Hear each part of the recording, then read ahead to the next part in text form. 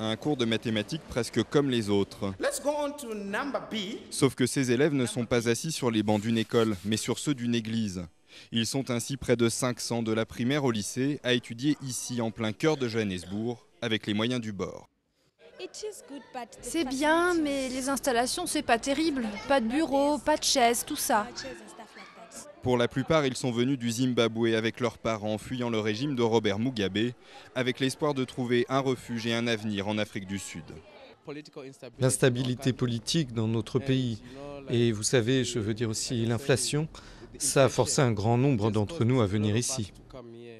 Mais l'accueil n'a pas été celui espéré. Avec un taux de chômage officiel de près de 25%, la nation arc-en-ciel fait preuve de plus d'hostilité que d'hospitalité. Chaque soir, l'église devient alors le dernier refuge pour plus d'1 millier de migrants qui, comme cette jeune femme, n'envisagent pas une seconde de rentrer au Zimbabwe. Ce n'est pas de ma faute si je suis là. Je préférerais être chez moi, dans mon pays. Mais à cause des difficultés, je ne peux pas. S'ils me renvoient au Zimbabwe, je vais mourir. Depuis plusieurs mois, l'église est au centre de controverses. Rumeurs de prostitution, de viols. L'insécurité et l'insalubrité des lieux ont amené les responsables de la province de Johannesburg à demander la fermeture de l'église. Mais que faire alors de ces réfugiés ? Je peux comprendre les inquiétudes à propos de l'hygiène et des risques d'incendie et tout le reste.